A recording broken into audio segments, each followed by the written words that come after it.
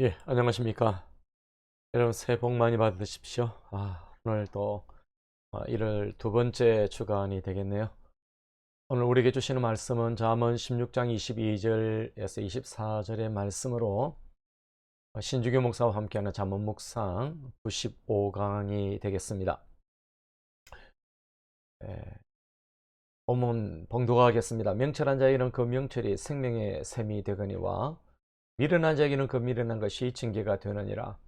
지혜로운 자의 마음은 그의 입을 슬기롭게 하고 또 그의 입술에 지식을 다하느니라. 선한 말은 꿀송이 같아서 마음에 달고 뼈에 양약이 되느니라. 이 말씀으로 마음속 말 바구니에 꽃을 담아보자 라고 하는 제목으로 함께 말씀의 은혜를 받고자 합니다. 먼저 이 본문의 22절에서 24절의 말씀을 본문을 먼저 이해를 좀 하면 좋겠습니다. 22절은 명철한 자와 미련한 자의 비교 있죠. 우리가 앞절에서 명철하다고 인정받은 그런 설득력 있는 그런 지혜자가 이 본 구절에서는 명철한 사람으로 그렇게 등장을 하고 있죠. 그 명철함이 생명의 샘으로 비유되고 있습니다. 명철한 자에게는 자기의 창고가 있어서 옛것과 새것을 필요한 경우에 따라서 끄집어낼 수 있다라고 하는 것입니다. 그의 명철은 최소한 자신에게 풍족한 만족을 제공해주는 생명의 샘이 됩니다. 반면에 미련한 자에게는 그 미련한 것이 징계가 된다라고 그렇게 말합니다. 미련한 사람은 미련함 때문에 평생 고생하게 되는 것이죠. 두 번째 23절은 지혜로운 자의 마음과 입술에 관한 교훈입니다. 지혜로운 자의 마음은 그의 입을 슬기롭게 한다라고 하는 것은 지혜로운 자의 마음은 그 입에서는 슬기로운 말이 솟아나도록 한다라고 하는 것입니다. 말할 때 우리에게 지시해 주는 것은 마음입니다. 무엇을 언제 어떻게 말해야 하는지 그 입을 슬기롭게 하여 하는 그런 말이 또 적당하고 또 적절하며 때에 맞도록 하는 것도 사실 마음이지요. 만약에 그렇지 못한 경우라면 아무리 아름다운 언어라 한들 그것을 말하지 않는 것보다 못한 셈이 되는 것입니다. 그리고 그의 입술에 지식을 더한다라고 그렇게 말합니다. 우리가 하는 말에 무게를 부여하고 또 지식을 더하며 이성의 힘과 논정의 힘을 보강해 주는 것도 바로 이것이라고 할 수 있을 것입니다. 이 마음의 지혜가 없으면은 아무리 그럴듯한 말로 표현된 것이라 하더라도 심사숙고하는 자들에게는 하찮은 것으로 배척받게 되는 것이지요. 색다른 표현은 귀를 즐겁게 하고 유머는 기호를 만족시켜 주지만은 판단을 깨닫게 하고 좌우하는 것은 입술의 학식인 것입니다. 그래서 마음의 지혜는 이렇게까지나 필요한 것이다 라고 우리가 볼 수가 있는 것이 있죠. 자, 우리가 세 번째 볼 것은 24절입니다. 선한 말의 유익함에 대한 교훈이지요. 여러분, 이 구절은 20절에 시작된 언어 훈련이 결론으로 제시됩니다. 선한 말은 꿀송이 같아서 마음에 달다라고 그렇게 말합니다. 여기서 선하다라고 하는 것은 유쾌합니다, 기쁘다, 즐겁다라고 하는 그런 뜻이 되겠습니다. 선한 말이라고 하는 것은 악한 생각과 대조되는 아름다운 말이고 그 내용과 형식이 모두 좋은 것입니다. 여기서 꿀이 벌집에서 떨어지듯이 말이 듣는 자에게 떨어지는 암시가 있습니다. 바로 선한 말의 효과는 마음과 영혼에 달콤하며 뼈까지 치유할 수 있다라고 하는 것입니다. 여러분, 잠언에서 뼈는 전인적인 그런 건강을 말합니다.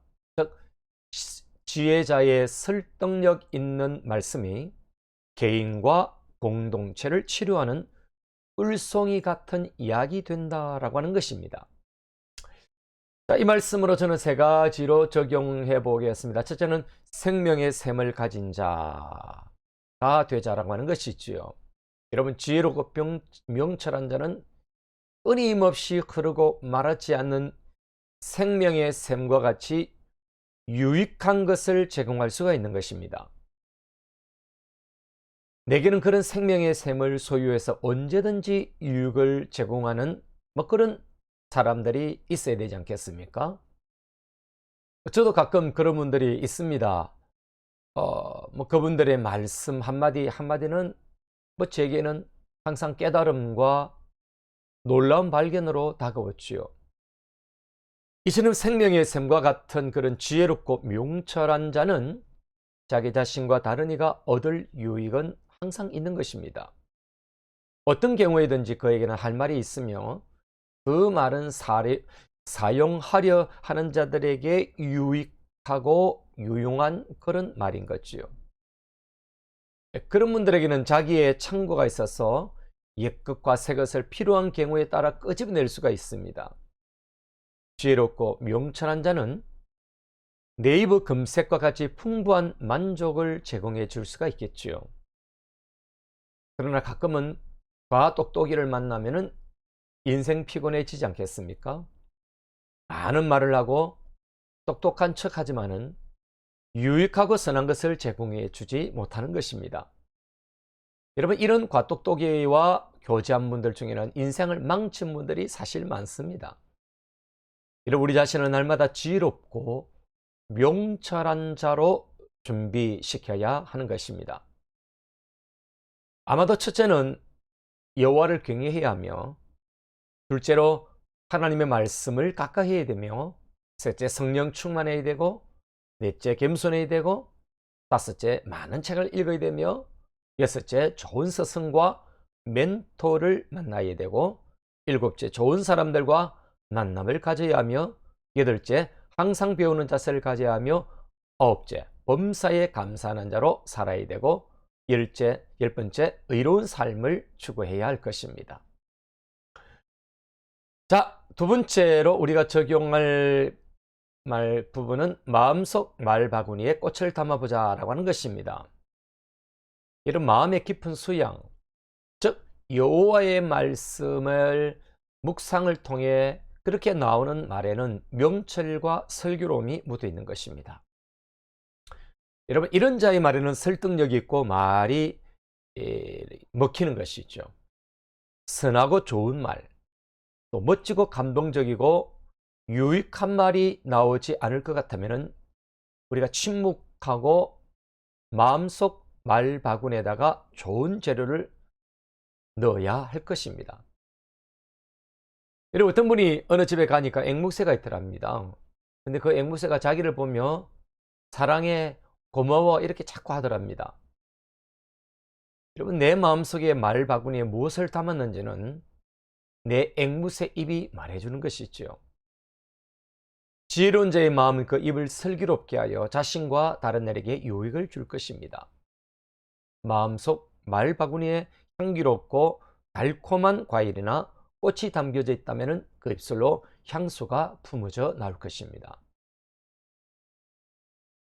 여러분, 세 번째는 꿀송이 같은 선한 말을 하자라고 하는 것입니다. 여러분, 꿀송이 같은 유쾌한 말은 건강하고 행복을 줍니다. 거룩한 예수쟁이라고 해도 선한 유머와 유쾌한 웃음을 주는 말을 할 수 있어야 합니다. 여러분, 솔로몬의 아가스의 언어에는 그런 유머와 유쾌함이 들어있지 않습니까?